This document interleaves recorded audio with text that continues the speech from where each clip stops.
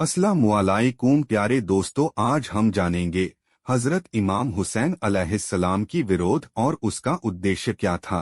हजरत इमाम हुसैन अलैहिस्सलाम ने सन 61 हिजरी में यजीद के विरुद्ध क़ियाम किया। उन्होंने अपने क़ियाम के उद्देश्यों को अपने प्रवचनों में इस प्रकार स्पष्ट किया कि जब शासकीय यातनाओं से तंग आकर हजरत इमाम हुसैन अलैहिस्सलाम मदीना छोड़ने पर मजबूर हो गए तो उन्होंने अपने क़ियाम के उद्देश्यों को इस प्रकार स्पष्ट किया कि मैं अपने व्यक्तित्व को चमकाने या सुखमय जीवन यापन करने या उपद्रव फैलाने के लिए क़ियाम नहीं कर रहा हूँ, बल्कि मैं केवल अपने नाना पैगंबरे इस्लाम की उम्मत इस्लामी समाज में सुधार हेतु जा रहा हूँ तथा मेरा निश्चय मनुष्यों को अच्छाई की ओर बुलाना व बुराई से रोकना है। मैं अपने नाना पैगंबर अलैहिस्सलाम व अपने पिता इमाम अली अलैहिस्सलाम की सुन्नत शैली पर चलूंगा।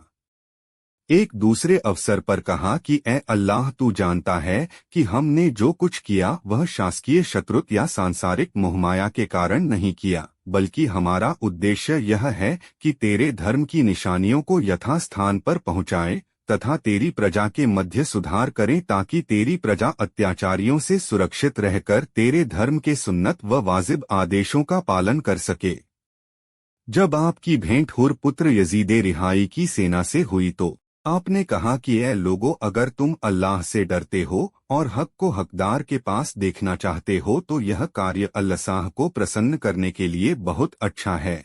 खिलाफत पद के अन्य अत्याचारी व व्याभिचारी दावेदारों की अपेक्षा हम अहले बैत सबसे अधिक अधिकारी हैं। एक अन्य स्थान पर कहा कि हम अहले बैत शासन के उन लोगों से अधिक अधिकारी हैं जो शासन कर रहे हैं। इन चार कथनों में जिन उद्देश्यों की ओर संकेत किया गया है वह इस प्रकार हैं। 1 नंबर पे है इस्लामी समाज में सुधार, 2 नंबर पे है जनता को अच्छे कार्य करने का उपदेश, 3 नंबर पे है जनता को बुरे कार्यों के करने से रोकना, 4 नंबर पे है हजरत पैगंबर अलैहिस्सलाम और हजरत इमाम अली अलैहिस्सलाम की सुन्नत शैली को क्रियान्वित करना, 5 नंबर पे है समाज को शांति व सुरक्षा प्रदान करना, 6 नंबर पे है अल्लाह के आदेशों के पालन हेतु भूमिका तैयार करना।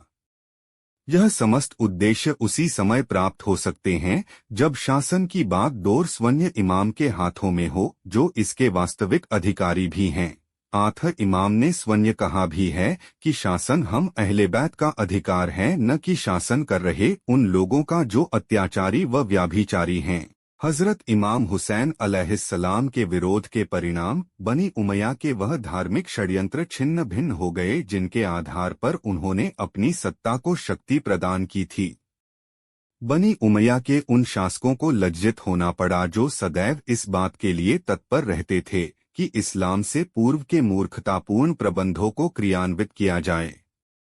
करबला के मैदान में हजरत इमाम हुसैन अलैहिस्सलाम की शहादत से मुसलमानों के दिलों में यह चेतना जागृत हुई कि हमने हजरत इमाम हुसैन अलैहिस्सलाम की सहायता न करके बहुत बड़ा पाप किया है।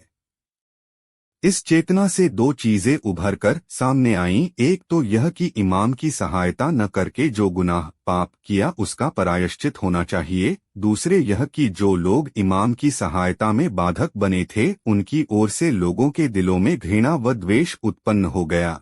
इस गुनाह के अनुभव की आग लोगों के दिलों में निरंतर भड़कती चली गई तथा बनी उमैया से बदला लेने व अत्याचारी शासन को उखाड़ फेंकने की भावना प्रबल होती गई। तव्वाबीन समूह ने अपने इसी गुनाह के प्रायश्चित के लिए क़ियाम किया ताकि इमाम की हत्या का बदला ले सकें। मौजिज़ दोस्तों, वीडियो अच्छी लगी तो लाइक करें और चैनल को सब्सक्राइब करें दोस्तों।